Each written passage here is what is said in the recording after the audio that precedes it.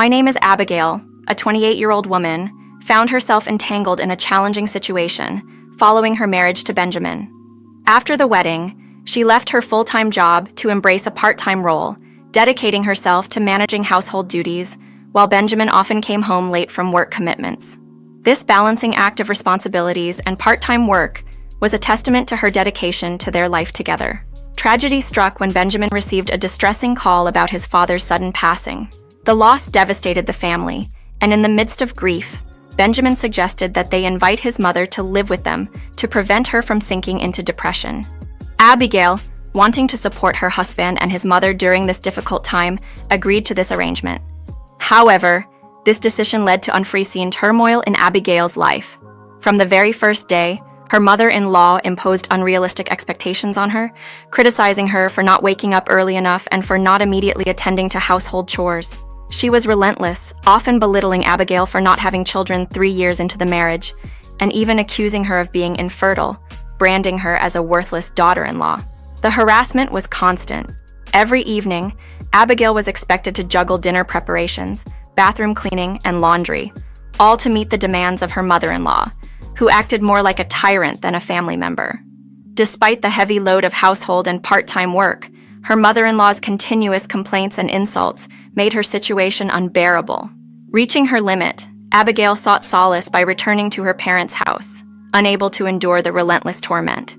It was then she learned from Benjamin that his mother had suffered a severe accident, resulting in paralysis from the waist down. Benjamin, placing blame on Abigail for the accident, demanded she take full responsibility for his mother's care. This was the last straw for Abigail, who had endured so much already. She could not accept this demand after everything she had been through and proposed a divorce, seeking to free herself from an environment filled with harassment and unrealistic expectations. Abigail's story is not just about the challenges of adjusting to marriage and family dynamics, but also about standing up for oneself in the face of undue hardship and emotional abuse. It highlights the importance of setting boundaries and the need for mutual respect and understanding in all relationships. Abigail found herself overwhelmed by the expectations placed upon her, especially since she was also committed to her part-time job. She longed for some assistance from her mother-in-law with the household chores, feeling it was unfair to shoulder everything alone given her work commitments. However, her plea for help was dismissed by her husband, who seemed to believe that managing the house was solely her responsibility, just as his mother had done in the past. The situation worsened as her mother-in-law's behavior became increasingly intrusive and demeaning. One morning, Abigail discovered her mother-in-law rummaging through her personal belongings, critiquing her choice of underwear as plain and suggesting it made her unattractive to Benjamin. Despite Abigail's protests for privacy, her mother-in-law dismissed her concerns, even threatening to gossip about it with neighbors, insinuating that their lack of grandchildren was due to Abigail's unappealing. Feeling isolated, with no support from Benjamin and distant from any friends, Abigail found herself alone in a hostile environment. The neighbors, influenced by her mother-in-law's words, turned against her, leaving her without allies. Initially, Abigail had wondered if her mother-in-law's harsh attitude stemmed from a strict upbringing concerning household duties, but it became clear that her actions were driven by a desire to torment Abigail for amusement. Her attempts to find solace in Benjamin and discuss the issue were met with indifference and accusations. Benjamin, who once showed kindness, now seemed indifferent to Abigail's distress, urging her to focus on her chores instead of addressing the humiliation she faced from his mother and the community. The breaking point came when, after a particularly challenging day, her mother-in-law returned from a luncheon fuming over the conversation about grandchildren. She directly blamed Abigail for their lack of descendants, demanding she focus on conceiving, disregarding the emotional and physical toll her behavior and the overall situation were taking on Abigail. Abigail's story paints a vivid picture of her struggle with a lack of support and understanding from her husband and the unjust treatment from her mother-in-law. Caught in a web of expectations, criticism, and isolation, she grapples with her desire for respect, privacy, and a bit of empathy from the family she hoped to call her own.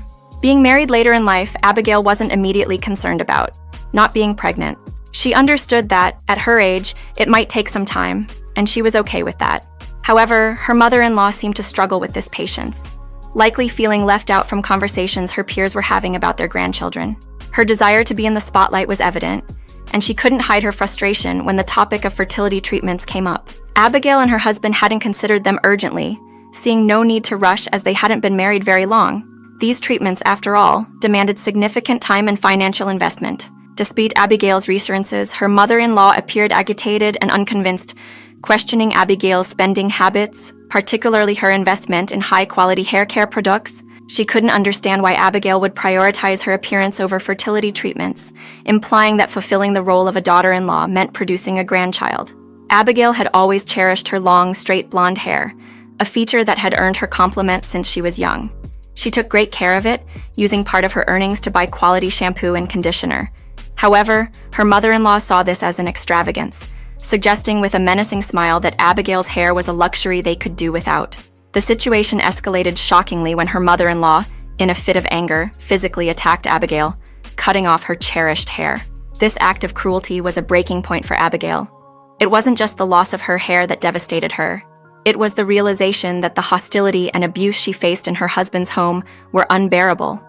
The hope that her relationship with her mother-in-law could improve had been dashed. In a state of shock and hurt, Abigail decided she could no longer endure the toxic environment. She left a message for Benjamin, informing him she needed to return to her parents' house for some time, seeking refuge and peace away from the constant torment. Benjamin attempted to contact her a few times after she left, but the damage was done. The incident with her hair was not just an act of physical aggression. It symbolized the deep lack of respect and understanding she faced daily, pushing her to seek comfort and safety with her own family. Abigail had been back at her parents' home for 5 days when she unexpectedly received a daytime call from Benjamin, her husband. His voice, loud and demanding, startled her, urging her to return home immediately. Despite his shouts, Abigail stood her ground, expressing her reluctance to return anytime soon. Benjamin then mentioned his mother's accident as a reason for her to come back, which prompted Abigail to rush to the hospital, concerned despite their strained relationship. Upon arrival, she found her mother-in-law in a critical condition, hooked up to a respirator. Benjamin, overwhelmed by emotion, unjustly blamed Abigail for the accident, claiming it occurred because she had left and his mother went out to shop, suggesting that had Abigail been performing her household duties, the accident wouldn't have happened. This twisted blame game made little sense to Abigail, but she was too shocked by the severity of her mother-in-law's condition to argue back. The doctor's grim prognosis revealed severe spinal damage, with a high likelihood of permanent paralysis from the waist down. This devastating news shattered any hope of an easy recovery, leaving Benjamin and Abigail to face the harsh reality of the situation. In the midst of this crisis, Benjamin's accusations against Abigail intensified, blaming her entirely for his mother's condition and demanding she take full responsibility for her care. Threatening divorce, he insinuated that Abigail, being financially dependent due to her part-time job, had no other option but to comply. However, Abigail, faced with her husband's ultimatum and his mother's disdainful smirk, chose her dignity over the daunting prospect of returning to a life of mistreatment. Declaring her willingness to face financial hardship over enduring further abuse, she firmly stated her preference for poverty over a life with Benjamin. To Benjamin's shock, Abigail revealed she had brought divorce papers prepared for this very moment. Despite Benjamin's angry protests and attempts to belittle her, Abigail remained resolute. His signature on the papers marked the end of their tumultuous marriage. With the divorce papers signed, Abigail wasted no time in heading to the courthouse to finalize her freedom. Benjamin's bitter words faded into the background as she took her first steps towards a new beginning, prioritizing her well-being and dignity over a toxic and abusive relationship. Feeling a mix of nerves and resolve, I knew deep down that there was no future for me with Benjamin. His indifference towards the abrupt change in my hair, something he knew I deeply cherished, spoke volumes. It seemed as if my feelings and the efforts I put into maintaining my appearance, which was a significant part of my identity, meant little to him. This realization cemented my decision. I couldn't envision a life with someone who saw me merely as a cohabitant rather than a partner. Upon leaving Benjamin, my parents opened their home to me with open arms, offering both emotional and financial support to ease my transition. My father, now retired, and my mother made it clear they would assist me within their means, but I understood I couldn't solely depend on them. Motivated to stand on my own feet, I leveraged my qualifications as a certified public accountant and secured a position at a small local firm. The salary was modest, but it afforded me a level of independence and a fresh start. During this period of adjustment and newfound independence, Benjamin appeared at my childhood home, his voice filled with desperation, pleading for me to return. Despite his pleas, my heart had moved on, hardened by the realization of our fundamentally different values and expectations. Benjamin's tales of hardship following his mother's return from the hospital, her consequent behavior, and the challenges he faced did little to sway my resolve. His suggestion that I resume my role as caregiver and homemaker in exchange for financial support was met with incredulity. Did he truly believe that reverting to a life of servitude was an appealing proposition? Benjamin's assumption that I was struggling financially and his offer to support me as before underscored his misunderstanding of my situation and my desires for independence and dignity. His inability to recognize my growth and newfound self-reliance was telling. Despite his insistence, I made it clear that my current life, with its challenges and achievements, was fulfilling in ways that our marriage never was.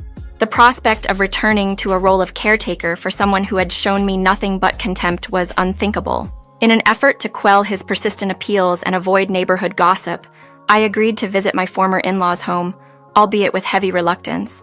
My concession was not a sign of wavering resolve, but a means to bring closure to this chapter of my life, affirming my decision to move forward on my own terms. The reunion with Benjamin was unexpectedly swift. He seemed to believe that a simple gesture of reconnection could make all past grievances vanish. Enthusiastically, he took my hand and escorted me to his vehicle, marking my first visit in a long time to the house that once felt like a prison. The moment Benjamin announced our arrival, the unmistakable voice of my former mother-in-law filled the air with tension, a stark reminder of why I had vowed never to return. Stepping into the chaos of the living room was a shocking sight. The space was cluttered with the remnants of neglect. Grocery bags littered the floor, alongside empty containers, discarded plastic bottles, and used adult diapers, painting a vivid picture of disarray and disregard for basic hygiene. The scene was a direct challenge to any semblance of order or cleanliness, making her demand for immediate assistance all the more jarring, especially in the absence of any caregiver, a role she deemed unnecessary due to her dissatisfaction and harsh judgment of their competence. Confronted with her in a wheelchair, more irritable and demanding than ever, it was clear that her difficult nature had led to her rejection from care facilities and the rapid turnover of caregivers.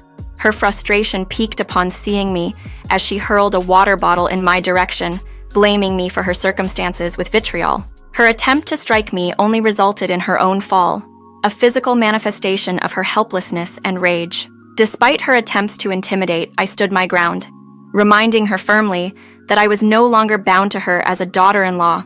Benjamin's plea for help, juxtaposed with his acknowledgement of his failures and mistreatment towards me, was a bitter pill.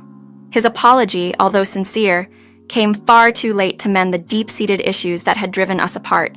His offer to compensate me for household duties, in a desperate bid to manage his overwhelming responsibilities, failed to tempt me. I had moved beyond the life of servitude I once endured, having secured employment and a sense of independence that no amount of money could replace. The interaction laid bare the stark reality of our changed circumstances.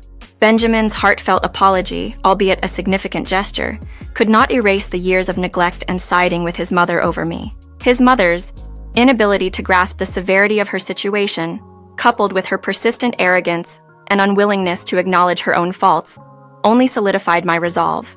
Her expectation for sympathy, despite her continued hostility and blame, was a clear indication of her refusal to accept responsibility for her actions. As Benjamin attempted to mediate, urging his mother to apologize, it became evident that the cycle of blame and denial would persist, with her insisting on her innocence. This encounter reaffirmed my decision to leave, a choice made not out of spite, but a desire for self-preservation and dignity. The path forward was one of independence, far removed from the toxic dynamics of my past with Benjamin and his mother. Reflecting on the past, I recall the disdainful words of my former mother-in-law, who criticized my domestic skills despite her own inability to manage without assistance. She often suggested that I should take over the household chores, using her physical limitations as an excuse. Yet, I remember her telling me not to use work as an excuse, a statement that now seemed ironic given her own circumstances. Her complaints about needing help and believing it was her son's duty to care for her only highlighted her dependency and unwillingness to adapt to her situation. Ignoring her and Benjamin's pleas, I made the decision to leave a toxic environment that demanded too much and offered too little in return. Their struggles in my absence only confirmed the unsustainable nature of their expectations. Benjamin, overwhelmed by the dual burdens of caregiving and work, eventually lost his job due to his declining performance. His attempts to find new employment were hindered by his evident exhaustion, leading him to settle for a part-time cleaning position. Meanwhile, his mother's condition worsened, and her abusive behavior extended to the hospital staff, making her an unwelcome presence wherever she went. Her potential discharge from the hospital was of no concern to me, a chapter of my life I had firmly closed behind me. This chapter came to me through a former coworker, and as I listened, I was already building a new life for myself. With a stable job and living independently, I embraced my newfound freedom and even met someone special at work. His first compliment about my hair, which had grown long and healthy past my shoulders after I had cut it short post-divorce, marked the beginning of a beautiful relationship. Unlike Benjamin, my new partner shares household responsibilities and excels in the kitchen, showcasing a partnership based on mutual respect and support. Looking back, I regret not ending my previous marriage sooner. Financial insecurities initially held me back, but stepping into independence was the best decision for my well-being. Freed from domestic burdens and the constant criticism of my former mother-in-law, I found new energy for my career. I even started a side business, enhancing my financial stability. The contrast between my past and present life underscores the importance of self-care and prioritizing my happiness, a lesson I will carry forward.